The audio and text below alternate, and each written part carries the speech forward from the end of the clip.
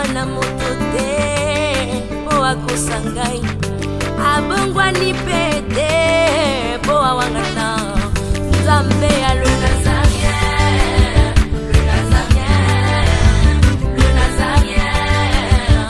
David Nazamba ayebana kitoko koma mokondima atako babakolaki mafuta na mosakolima lelo yayo bolingo ebateli le Nazarien lipamboli oyo emonanaka te mpeni mama kantelobi kolapie mapapu masopi mafuta tokokisi ena elongo na nzambe oyo babenga na makomi Jésus Le Nazarien. Na kati l'église likamine comme opesa mondimiso na bina okasoni oki église wana azoya mazoka soni mais ce que mon réalité sur les calelons na église ezali banda kilite église comme kati c'est ce qui fait que bato bazokima na mokili baza problème a une église dans le deux cas aux solution aya kuti une église za koleka ya mokili dans zab de bele ba kotina ba magie nde omona ki mutumsa ki na temple ba pesi asa se moyo soit bembe pour ni banzinzi balandango soit manga ko pula muna so manga tedi makasi banzinzi ba komi ko ezo ko attirer bato pour bible me ngi sikoyo loka pour les alinde bisika bato bia babibenga bako ya place na ba ko vanda to mona so ko bokelo ko pula mona banzinzi ba webele pasteur na sala appel ba sombela nzambe lipango batonga église le pasteur azombo mwana tonganda kwa chana kombo na ye bakomaka tina tribunal. Beaucoup des hommes de Dieu bamonaka que ce qu'on priait na moto après ndio sana auction.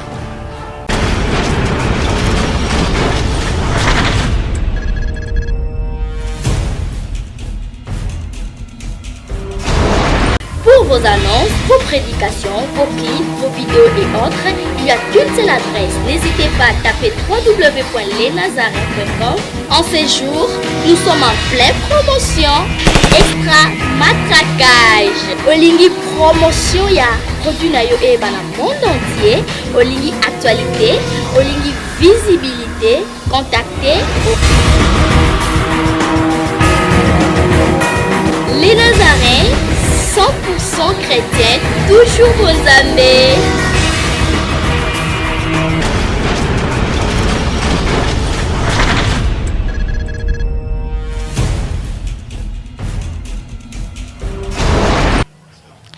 J'ai dit bonjour et shalom chez vous, très chers fidèles téléspectateurs, tous les enfants de Dieu, les amoureux du Christ. J'aimerais vous dire qu'on est ensemble. Il n'y a pas de souci sur le www.nazarientv.com, notre site, un site qui édifie pas mal de chrétiens qui sont partout dans le monde entier, comme dit Habakkuk. Toujours à mon poste, car la prophétie va se réaliser. La princesse de l'Éternel, l'humble servante de Dieu, la présidente du Parlement céleste, de pitié quoi, dans cette émission Table Sainte, une émission qui édifie pas mal de chrétiens qui sont partout dans le monde entier, une émission pour les enfants de Dieu, une émission que nous invitons des hommes de Dieu, mais autour des sujets très capitaux aussi très importants. Aujourd'hui, c'est question de faire l'analyse aussi de questions dans ces problématiques que nous allons poser aujourd'hui dans notre émission spéciale du jour. Mais avant tout, je rentre rapidement la régie. On va prendre un élément si possible. On se retrouve tout juste après. Merci.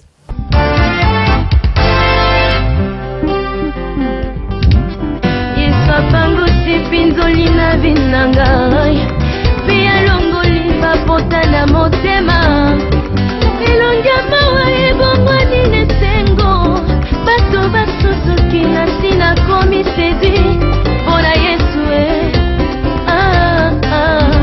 mpona Yesu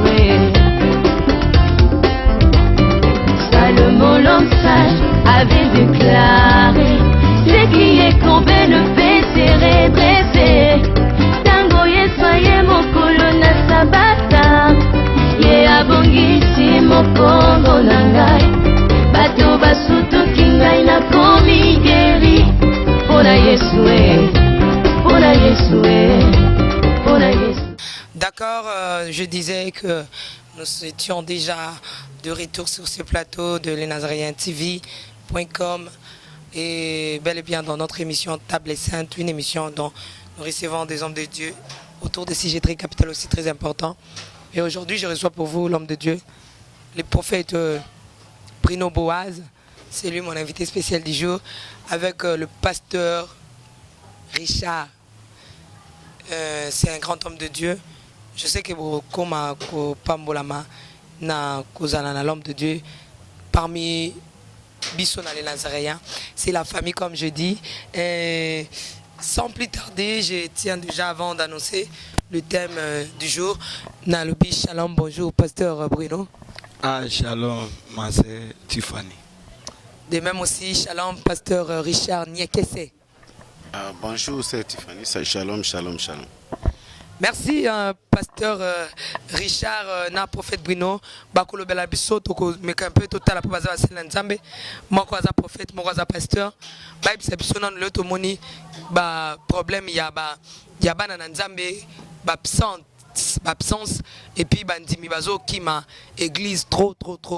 Qu'est-ce qui se passe dans l'église? Église des escales batu bakina kozwa kimia.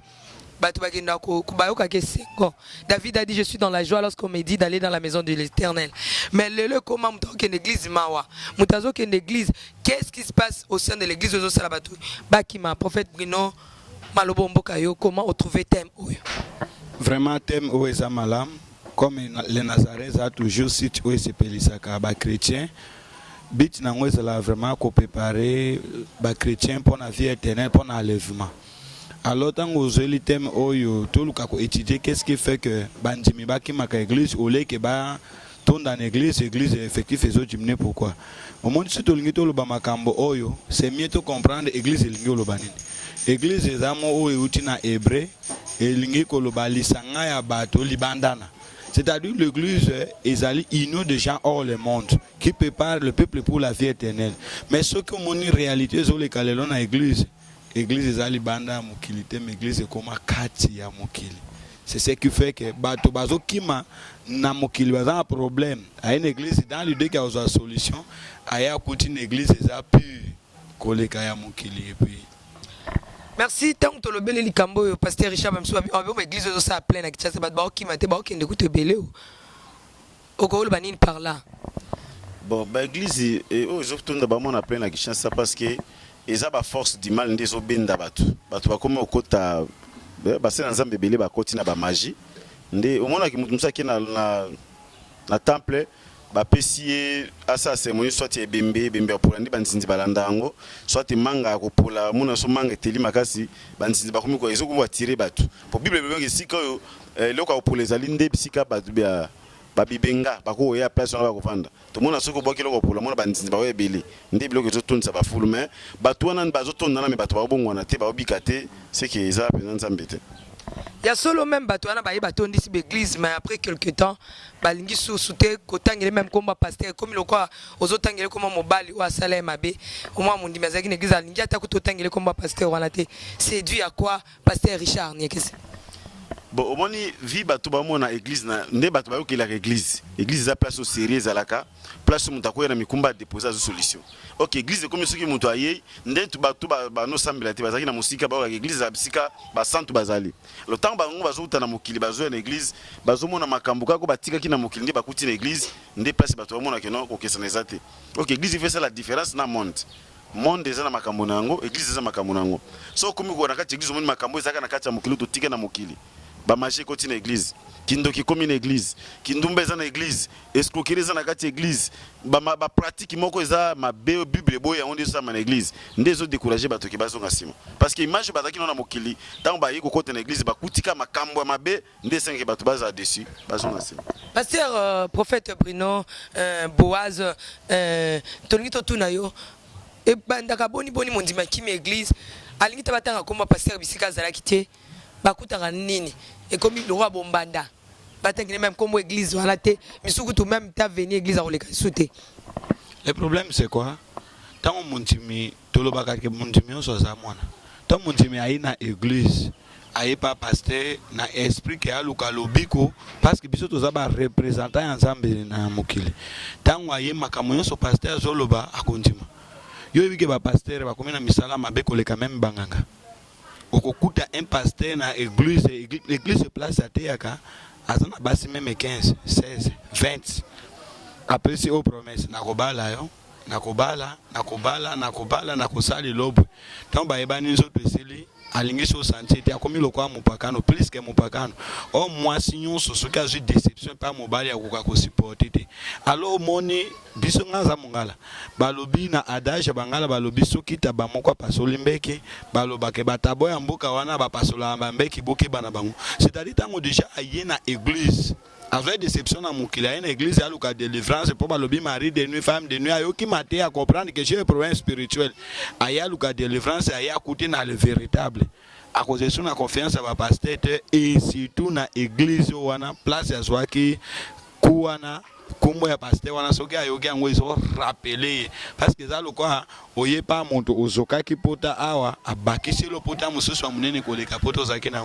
d'autant ozo lobela iso rappeler douleur oya oti ko récolter wana na kombo église na avenir église na kombo ya pasteur wana yo surtout et komi mabe na matoi na ye même so ba pasteur on parfois ko leka na émission soki ya moni yango ko risque même akoko même ko risque ko boya kotala question émission ya chaîne na mobimba ka pona pasteur wana po blessaki parce que alinga yo kete amoni te a sentir peme na été c'est ça ko changer si tité tozo continuer pasteur Richard bandimba ko mokangela bino ba pasteur binemi alingi kubatanga kombo na yote même question totune pour faire Boaz lobela biso qu'est-ce qui se passe au sein de l'église mondimi alingi takoleka kuna venité même na TV sur amondi boakangi TV ezanini yango bozo sala bana na nzambe na kati netonga parce que mondimi tango moni pasteur na musiko ka tozo loba ezana bandima ba walanda biso lelo soki apesinga ko fesa ka ko kofenga makambo na ye mais akutinga na na sala makambo teke musena nzambe makuti na sema makambo susu oya akiko croire na ngote alors biso moto décevoir bato ba nzambe ko fa biso ki to kamba bango pona via ba bizalele mabe parce que pasteur aza modèle apôtre Paul ba que non soyez mes imitateurs ndenge ya mitaki kolo alors tant ya mona ba pasteur aza na moto tango biso te akake bato ba bongo la mitema tika moyibi tika kindumba tika kindoki biso moko photo za ba exemple cela veut dire pasteur aza na bizalele na ele quand même prédication na pasteur à côté makambo soutema osa makambo susu non pasteur face à makambo bible o yemo kazote ya bato yemoko azala kwa référence bato mona ki pasteur amela masangate ayibaka te azandumba te ndebilo akoifiance siko via bato bazolanda taki pasteur moko za converti te bible biki on donne ce qu'on a alors différent muta mona ki makambo na tika na mukina moni pasteur pe kama makambo ngo ba paye ba osala alors nde bazozwa dégoût moya sentir sur ezate akolinga so mona ni kwa satan parce que atiki satan na mokila kuta so satan na kati église alors akoyina makasi akomona olinga sentir sur yote. Merci. Est-ce qu'elle a évité prophète Bruno a vraiment raison valable au monde qui ma église et selon mon sen nzambe pesa biso na nous de makambo monke et a makasi ko sa mondimi atiki église wana kinde to pe makambo monke atesa na église vanda na yo hein. Le problème est que il y a beaucoup de personnes tant à jouer dans l'église ndenge na loba na émission tikoleka. Pardon papa Matia ma voix. OK. Ndenge na loba na émission tikoleka. Ezana bandimi mingi à jouer dans l'église ati continuer le colo pasteur. Ati continuer le colo pasteur, il croit en tout. Profession so balobi andimi sala boya sali. Donc foi et confiance totale na pasteur, seulement na pasteur na demi Dieu. Alors tango yo muto basi foi no likwa muto. Tango kuti défaut ya moto wana ekosala ke konjimane koya mais ce qui obati foi na yo likolo na Yesu Kristo oyebi ke moto aza moto Bible lobi tout prophétie za te onjimelango amen mais il faut examiner que ça soit malobo pasteur na yo to mukambino ko kolobelo il faut examiner ngo na lumière ya parole de Dieu soki omoni ke balani na doctrine ya malamu te oboyi yango mais ozo continuer ko sambela mais makambo mususu esalmaka ke bato ba quitter église opina encourager ke zanini mondimi peut-être mondimi sœur à l'église pasteur a lobé alingae aboy pasteur ana kangele ennemi akangele ennemi a komi côté ya parfois na kombo na eto na makati ya matia zo senti ke azo agresser zero place ndenge wana kimeza te automatiquement soki moto ana fani ndenge wana na kati na église wana akopamwa mapete pourquoi parce que tango azoya ezane ti rivalité o balobi ke tango mutu epole mama tifani balobi bénédiction bandaka na mutu ya Aaron ekitina mandefu tina alors tango déjà mutu epole babimbisi banopola na mutu nyamo mutu epoli déjà nzoto mobimba bomata bokita ekupola kaka alors tango bomuni misale za malamu te ofanda wane komi église ya tribalisme po azano ko tata mwasi mwana tata mwasi to mwana papa koloto mais soki oyaki réellement kosambela eza ba pasteur mosusu na église comme na lobaka la fois passée akomisa église comme bien privé na ye akoma na chef suprême ayoka ka bakoraboateur na été ata ba pese conseil ayoka te so même mabe ezali moto na église ka ko fandise azate moto ndenge wana eza église nzambe te komi église na ye bimake ne église oyo ebike kosona ngolo biko c'est ça. Mais il y a solo pasteur Richard prophète Bruno Bozan a deux exemples. Le konini yoko benga abomination au sein de l'église. Deux exemples au monde qui ça au sein de l'église c'est l'abomination. Malheureusement Lobika a des exemples. Tu peux dire deux, Ezebele, mais pour nayo au monde qui non ça vraiment c'est l'abomination dans l'église. L'abomination dans l'église na ko ko lobanati na ba faux prophétie. Faux prophétie et ça abomination au sein de l'église. Paul alobi atanani atanga moko ata anja utina likolo aya te bino matea o kesena oyo ekokibo benganai. Nous devons prophétiser parce que c'est biblique, mais nos prophéties doivent être fondées sur la parole de Dieu. Ce que prophétie est balanina li lobananzambe te automatiquement il faut to ba ngoko tia ngo pembeni. Fausse prophétie ezali abomination na kati na église topé na mato ya bana nzambe. Abomination au sein de l'église et puis dans mato ya bana nzambe parce que quand on parle de l'église on voit les peuples de Dieu. Amen, amen. Deuxième chose ezali nini mauvaise donc impudicité. L'impudicité dans l'église, c'est l'abomination au sein de l'église. Parce que nous devons être des modèles comme l'homme de Dieu venait de dire tout de suite. Notre corps est le temple du Saint-Esprit. Nous venons à l'église pour se préparer pour la vie éternelle. Paul a lobby la nature elle-même ne vous enseigne pas. Bazolo ba loi et lobby que enseignant. Akoki kolinga mwana oya tangi sakate. Ce bakangi enseignant bimina mwana nae azana année à prison. Vous comprenez? Wana bato mokele bazomona ke za abomination na kati ya société parce que élève étant ayebi nidité ya enseignant wana koyoke suma la mutu akomisie ami. En plus biso basali ensemble. Tango mondimi déjà azomona nidité na o mati ayoke suma te ate po ayebi ke wana mutu na ngaso esili to kuta na te place. En église komi place à présenter. Yango mona ba église maté comment ponama. Maté comment ponama pourquoi? Parce que l'église est assise sur l'abomination. Prophète, pasteur Richard Niakesser, des exemples au centre vraiment que ce que c'est l'abomination. Ce n'est pas un péché, mais il est déjà comme une abomination dans cette église. Pour une abomination, dans cette église, ils appellent mensonge. Parce que Jésus a dit en vérité, je vous l'ai dit. C'est-à-dire des vérités. Vérité à l'ibosota que yemoko yesu maza vérité moko nzambe. Et puis vérité le banzambe. Ce qui église est comme un mensonge. Ndenge prophète to bakeno nzambe soki alobi alobate nzambe alobi.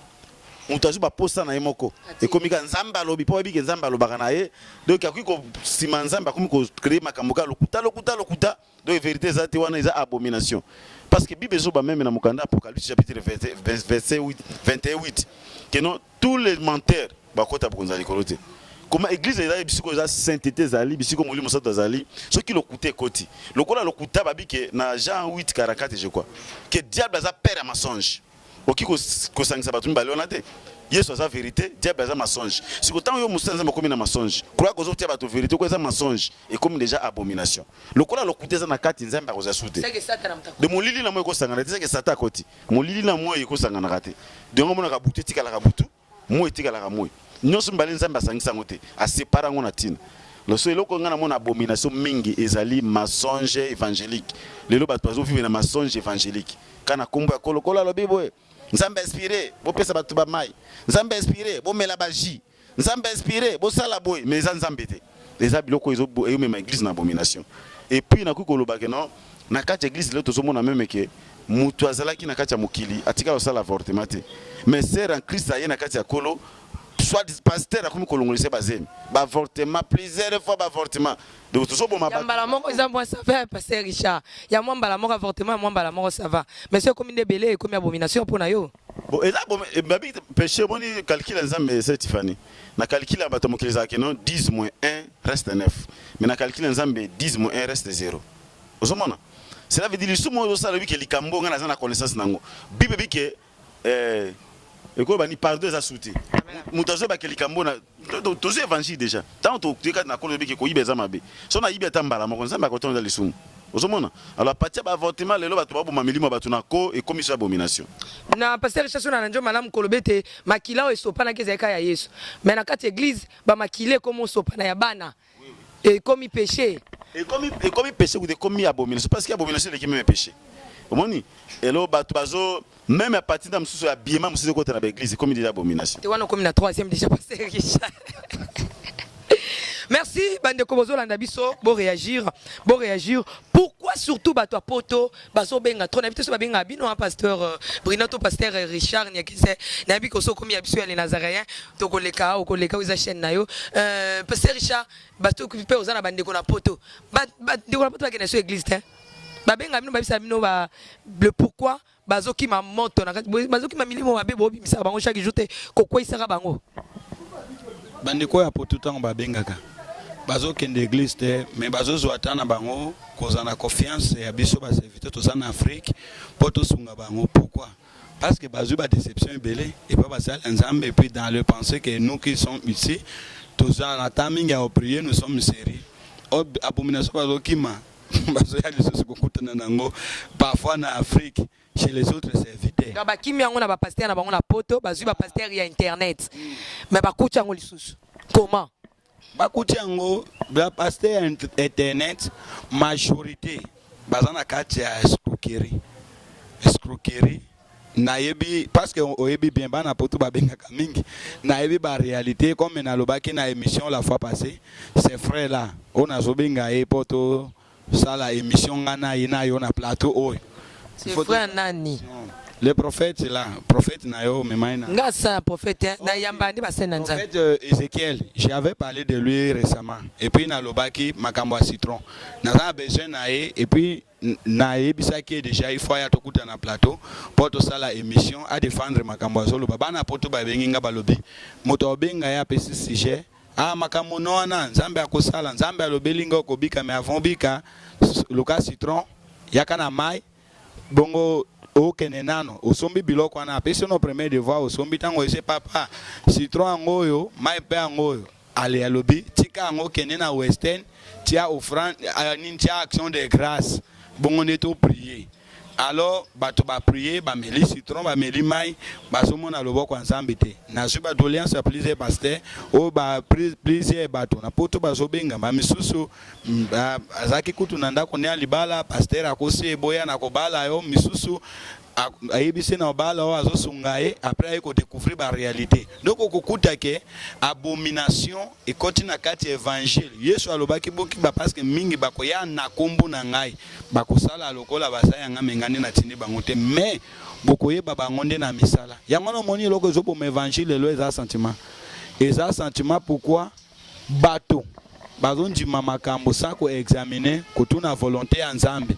La force de l'évangile et la force des miracles, ce n'est pas l'argent, c'est le nom du Seigneur Jésus-Christ et tout. La Bible nous dit tout est sanctifié par la prière. Mais ma soeur, mais ce que je vais vous dire, c'est la vérité. Si nous voulons parler de l'église est née le jour de Pentecôte. Et la Bible nous dit, nous sommes bâtis sur les fondements des apôtres et des prophètes. Donc, si les fondements des apôtres, ma pratique, nous sommes dans 4 églises, et c'est là où c'est une église primitive. C'est une église primitive, batongola qui batote, bisopeto tongola batote. C'est une église primitive, melise bato va citronte, to melise bato va citronte. C'est une église primitive, basukola qui motote, to sukola batote. Alors, bato bato soit évangile d'aujourd'hui, baso koti sangone ti bonganga ngoto boite, miracle, et ça permis. Ngana bon de la bato babika koyebi, na prophétisaka. Mais il faut fonder sur la parole de Dieu. Mais ce n'est pas ce que nous voyons aujourd'hui. Les peuples souffrent. Pourquoi? Parce que bazo est pas nabiso, baluka solution, mais bazo ande ko kota kati na pi. Yanga même na ko zongela elo mokolo bakina avant bato. Ba église misusu ezotona. Mais est-ce que bazakati na véritable? Non. Toutes les églises ezotona ezakati na véritable. Et puis na biso ya solo en vrai dit. Les églises au bazotamba kati na véritable okokuta ba effectif ya bandimi bazé sur belité. Merci beaucoup tozoko ba toujours pasteur Richard Nyakese motuna na biso ezali boye eloko nini ko sala mutu a umeli na kati netonga asali bambula ebele na kati netonga mais église wana eza na mabe ya yebaka te mabe wana ezobomba mana style nini o mundi maseni baton ebele na kati église mais azoyeba te ke mabe eza na kati mais ye pas eza lokwa ozaka na ndako mozoyeba te ke ndako wana esi epola etangaka mbu parce que babi ndako olalaka te moyebi esikwa etanga eza te mais yo olalaka na ndako oyebi te mabe. Comment ba génie bino ba passer pour ça pour couvrir bon vandi ça va tout longtemps mais on doit découvrir 5 ans après que ndako na bino epola.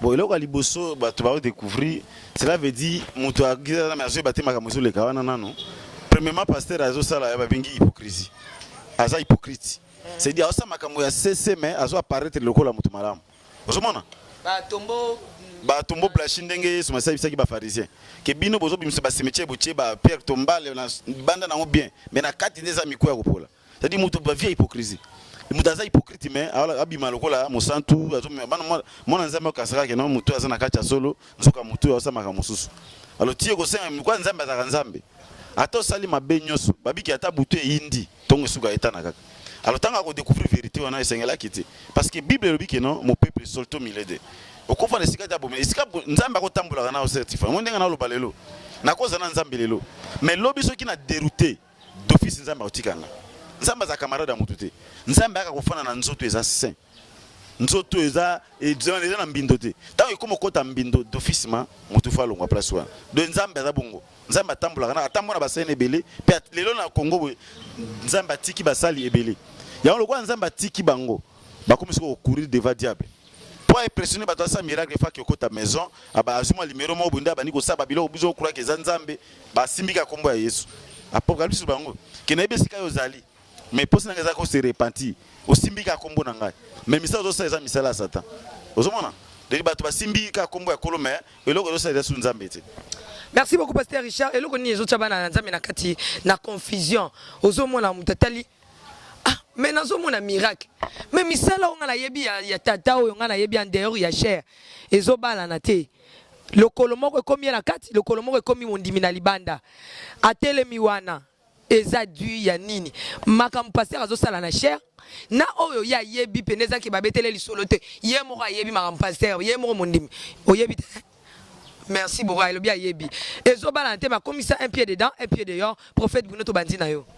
Ah oui, na lingina zongela makamo hypocrisie lobaki na beta moi c'était muke avant de continuer na ndikambona. Omoni na église wapi hypocrisie zorigné pasteur wana yemoko d'abord da hypocrite. Il fait l'essentiel que les brebis ne soient pas soudées. Okomona na église ndenge wana lingate bato ba mesana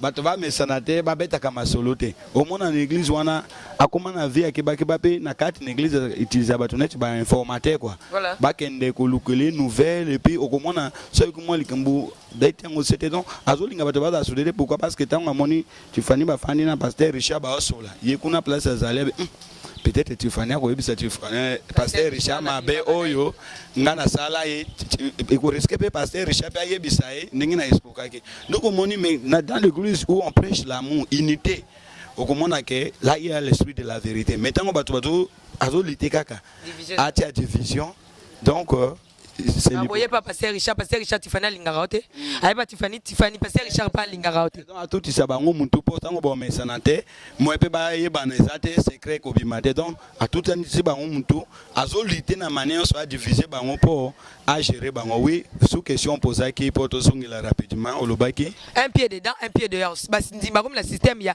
un pied dedans un pied dehors le loke existe le no kete naza bolim maram na yebi ya pasteur na ninga te asuka zo te ya kanda mena na shwate na kendeka to komala bandimike ya boyne kokelo sambo ta kendaka mais le connaît comme moko na kati moko libanda parce que aza dessus na kati ya mutema ne pasi ah les kambona un pied dedans un pied dehors ezo zala dina nini ezo zala tu que moto azomona misala eza malamu te mais liluba zo yoka ezo sanete assurer net les choses assurées et dans bato msusu a sala mabe mais azo défendre na kombo Yesu Dieu m'a dit de faire ceci nzambe alobeli nga na sala boy na kotosa nzambe nzambe alobi na sala boy nzambe alobi na sala boy nzambe alobi na fiancé o na bala o mais au juste nzambe wana chaque année a selo kaka choix bongo Nzambe ya ordre wa désordre azaka ya yemoko Nzambe ya yemoko azotelema kosala bikamwa o ngab prophète na sakoli boye komona kokokisama. Est-ce que tout prophétie ça nécessite à examiner omoni neti ba o nani oyo ana azosala bikamwa sensa bato ba magorodo ba pese? Est-ce que c'est Dieu? Bon tokosolola ngo un jour parce que année on a lobaki eza année on ngana koloba vérité no banga moto teza ya gouvernement na koloba ya ba église na koloba soki bo bomanga enlèvement pe ngo eso yata na kofi na kokene na nga kopema obominga opesinga repo. Donc nous devons chercher à bâtir l'évangile sur la vérité et non pas comme yango no moni bandimi akomi un pied dehors un pied dedans bandimi mususu afani na église ezo kwa mutu ke fani le cric azozila mo eloko mukeka ka abima mais atutala non natala lisusu nano non motema ilobi la pasteur bien na confirmer yo zo kaseke bato tondi bazaya yo mais bazo talelo na totalele sui na ya suka na bima to na bima te. Bon natala nano majorité ce que je vais dire au peuple de Dieu majorité ba prophétie le ezo bima na basali nzambe to pe miracle mingi ezo sali na puissance à Satana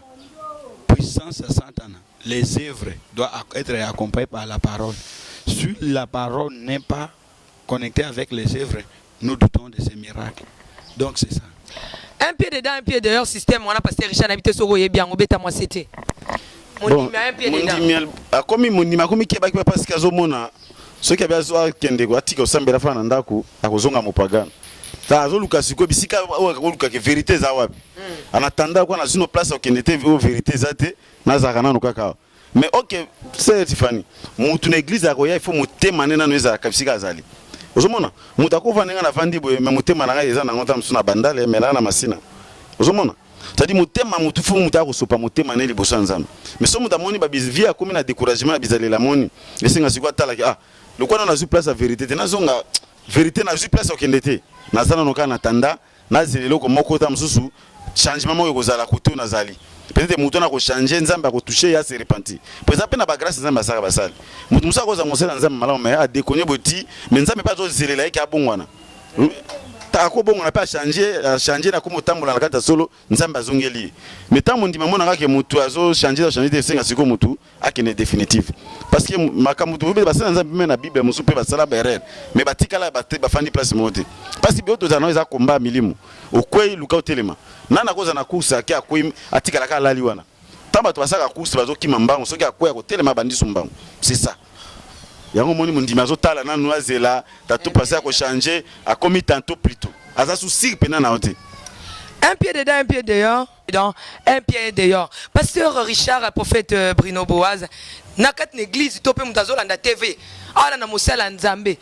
Soit banoko landa TV na batu. Mais amwaka sibitima pouf bake ko ya pesa mosala nzambe moko ya yebi. Batu bavandi ba biteke ya yebi. Mama mutabanjo lela. Topé na kat église na pete soke komela bino mondimi azolanda matea mazolela. Dans la maison de l'Éternel, David a dit je suis dans la joie parce que c'est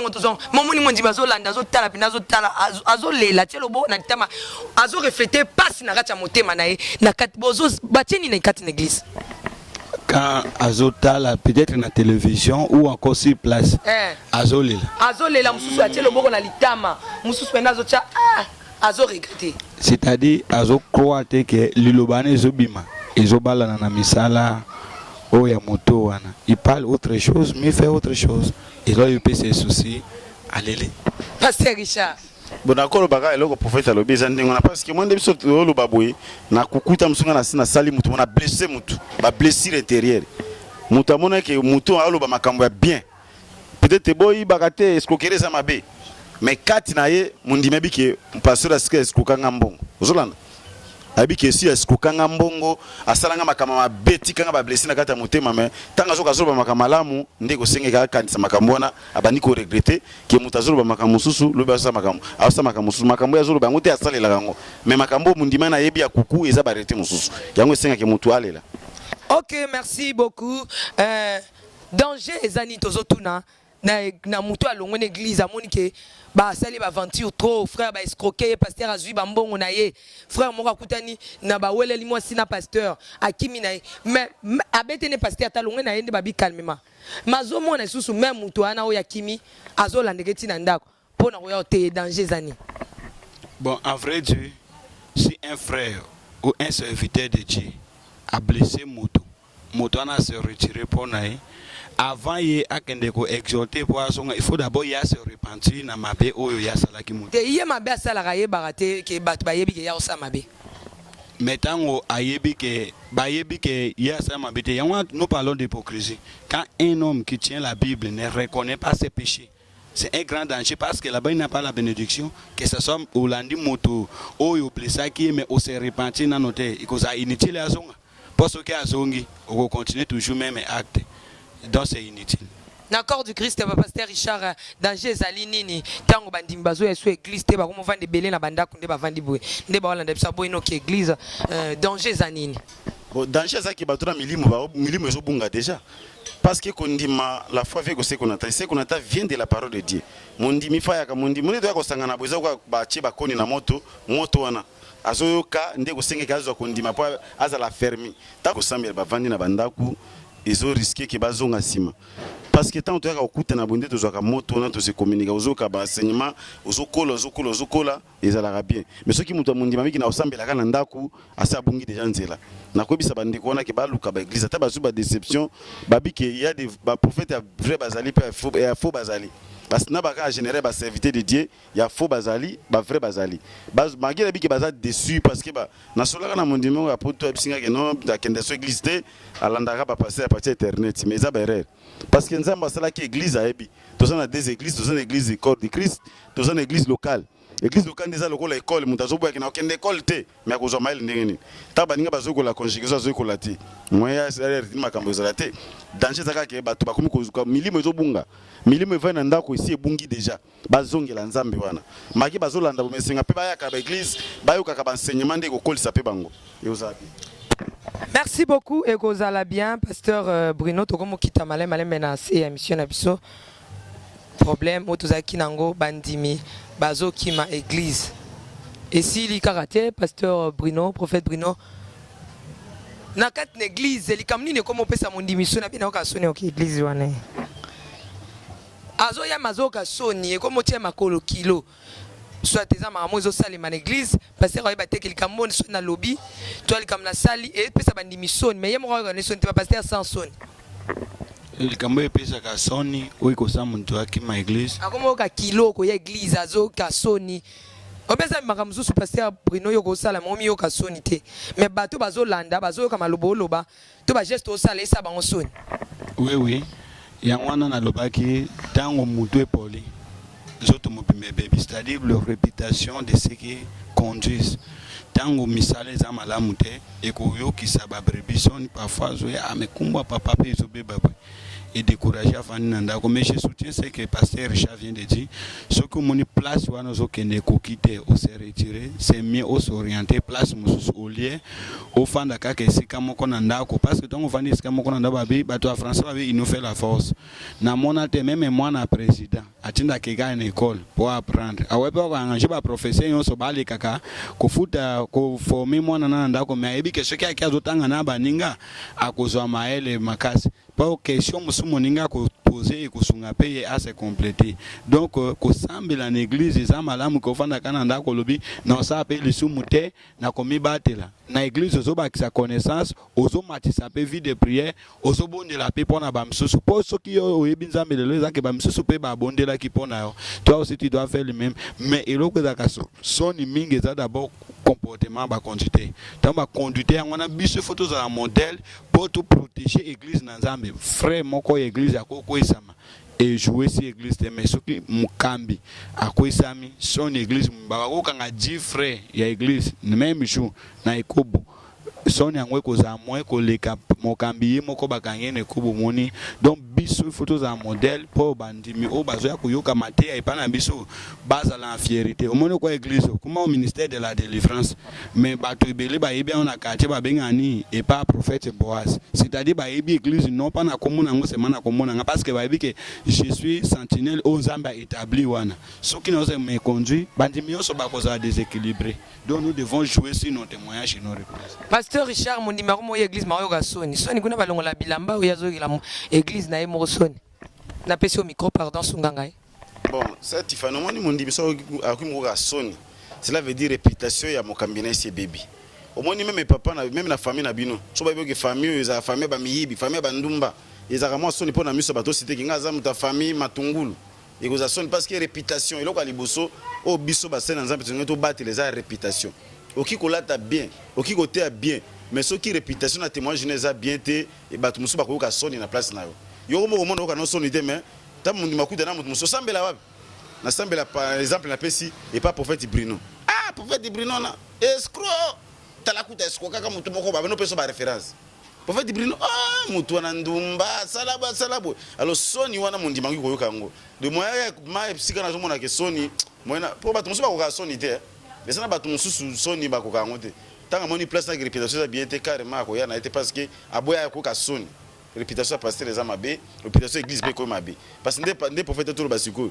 l'église est comme référence à pasteur au sein de l'église to le qui na venu makayabu ay pas pasteur Richard ah au moins ba passer ba ko ba référence alors ce qui réputation pasteur baby na mona témoin dimanche ceci kana parce que soni ona ko ni olata ngote mon ndimi akolata soni wana te et bon ba passer bozanga pe soni poane so ba passer bazanga soni parce que ba so moni passer azangi soni d'abord yeba ki aza animé na ba démon parce que mutu nyosa za na soni netinga na zabe passer Tiffany na teka bato yozo tuna na bato ba olandanga na teka ba mona na bar na vandi na omela masanga eza soni pona ngana koka ngo soni na olinga ngote so passer ko akumbo azangi soni c'est que eza milieu mabe ko animé. Oh merci beaucoup pasteur Richard mususu alobi ba acte kan église so ba moninga ka bazwa kangai ba telemisinga na choite ba ko mo forcer nga na koya na koya kaka eza peso ko mo sala nga soni na kati église bazo senga trop esa nga soni na kati l'église nazo kutana mbanda na ngai eza soni est-ce que ça peut réalité pas pasteur Bruno prophète Bruno likambo lobi c'est ça il y a beaucoup de hommes de Dieu ba monaka que ce qu'on prier na moto akwe ndio sana auction to za puissant ba délivrance c'est ça le manamboko mama Tiffany moto atandila moto maboko tia akoya te atindike mabe alati sina chakos na azisa kini alati si alobi saki a prophète soki alati boko mona ninga okoya veste alongwe veste abeti na sapato mokolo mususu mobali abasero wana basala kabuya kotomboka na église yozo zwa veste no beta mwasi na et comme agression donc les miracles n'est pas à forcer. Si tu as le don, ça se passe. Bon, on dit que l'église l'église baza ba responsable. Moto tango ye biso ninge to telema devant ba njimibwe. Pour na côté évangile, il faut te ba catégorie ba tonyo so bazawana. Il y a les autres personnes, aya zo bengo papa pour na grâce zakati no mais azapli agir que yo azo mériter pe respect. Langage, comportement. Makambo wana yo surtout et où ça peut pas une mission ni pour akima église. Akim église, dans ce coquerie, ba pasteur mususu, les prédications est basée que si l'argent, pesambongo, salaboy, dans mon mendicité leki, mon dimi mususu ya kan église, ça na posa lobi comme ça na mbongo te, basenga kabaninga bato mwa misapia to molade ayoki soni ah, ba pesa kanga na pesa kate, na fana nga kanda ko situ dimanche besi lo toki, o église mususu e dimanche lo kwa le lobwe. Opération même 5 fois. Loya pasteur, les provisions, voyage, boy. Ah. Yeah. Merci. Voyage, na voyage bien la carte. Non so. Na unité. Oh, pasteur Richard beta non c'était. Frère scolaire même ya bana ya classe, ba bengana ki mona pasteur na classe aye na chere. Donc église comme boutique nae. Nyonso. Tina savons quoi bilamba faut tout na chere. Vraiment, ils ont ma Tiffany, ils ont ma camboute, c'est comme ils ont la réalité. omona ke omoi pasteur là monsieur qui me savait pas ça sonne les années pasteur a salita monsieur appel de fois que non tout ça l'appel de fois pour na to somba batol l'église azune mbongo na sombi batol te si bandi ba comprendre asombi bina voiture akena ngoma kamone privé osomona ok bambongo te do senga l'église apo ba isunga musala nzambe so sengi keza bo somba bakiti bandi ba mona bo sombi bakiti osomona mais somo ndi mamoni ko sombi bakiti te lobo se so appel mais ba tumsu ba komoko na mosoni me fatigue pa mona ke série ezate soki esika série zangi mondima ko ngosoni série ezate to comme kita surprise pasteur prophète Bruno tala na caméra malamu parce que on ta caméra te mais aux autres la téléphone prophète Bruno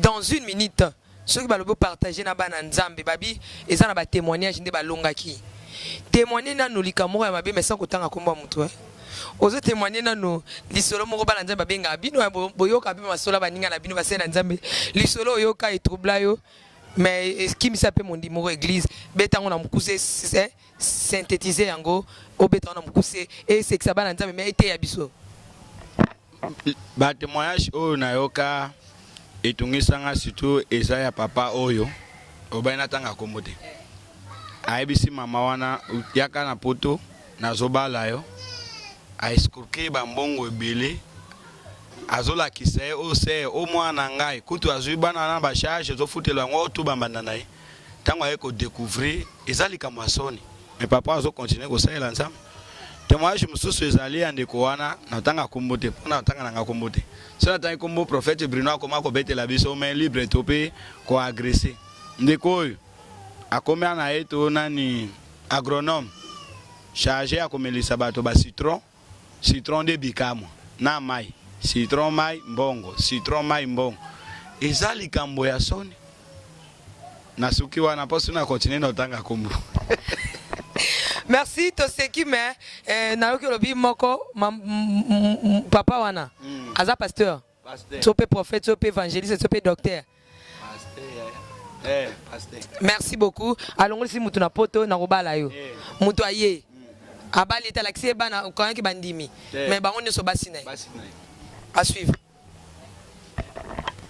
bon ba scandale les ebele to ki oloba lelo pe tango ezate ilo mususu ngana mona témoignage ki pasteur eza église mo quelque part na botanga commune pasteur on a sala appel ya ba sombela nzambe lupango batonga église mais pasteur azwa mbongo wana tonga ndako atia na kombo na ye bakomaka ti na tribunal oyo eza impossible même impossible eza impossible mbongo e bana nzambe ya mutoki na bango bato basala ba sacrifice mais atongi ndako atia na kombo na ye koma basamba na ba justice ba paye bakoma osambisa bango ke mbongo ezaki pona nzambe biloko eza sacré.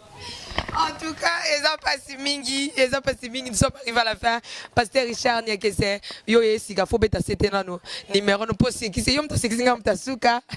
Ba komiti na tribunal. Ba komemo na tribunal pasteur marambo sala, ba komemo na télévision, ba kolobela marambo zo sala. Prophète pasteur Richard, numéro ya téléphone et puis conseil na bala nzambe dans une minute. Bon numéro na nga téléphone ezali pona bandeko bazali banda plus 243 998 48 78 07 plus 243 998 48 78 07 conseil na pesika bana nzambe bozolanda biso boza ba li dédié événement mo dozozela ba événement l'équipe événement nous za Rome de ci otozozela so ya trompette kalate zobeta Jésus-Christ revient bientôt.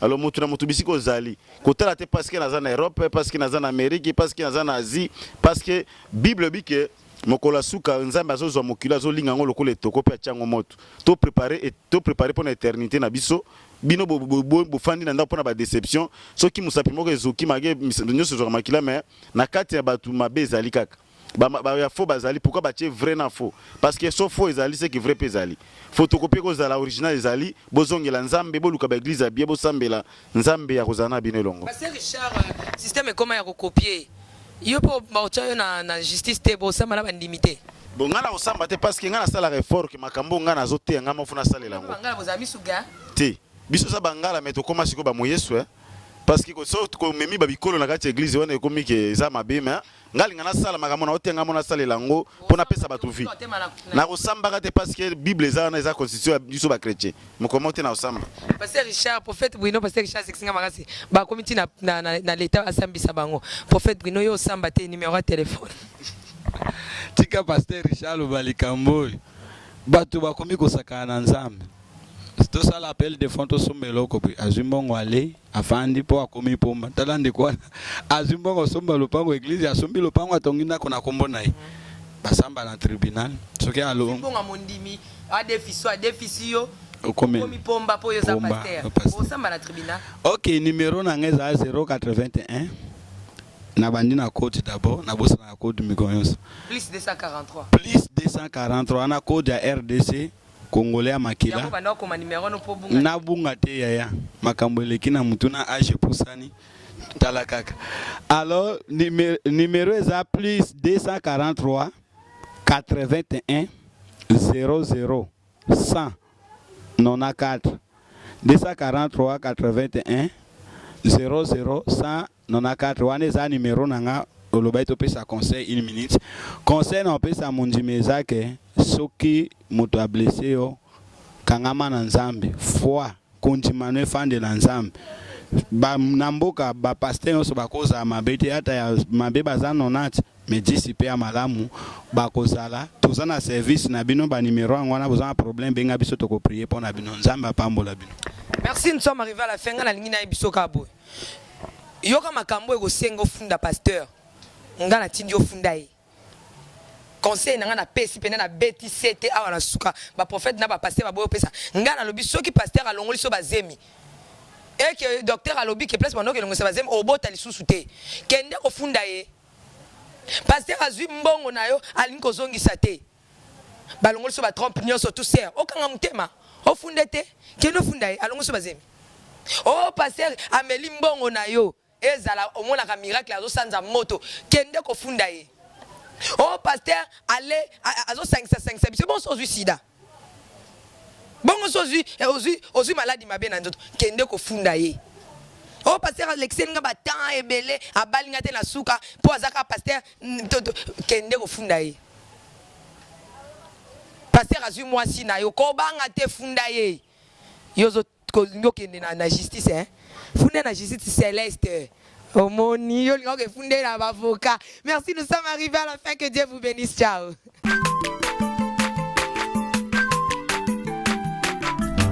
Azamwana motote po akosangai abongwani pete po awangana Nzambe ya le Nazarien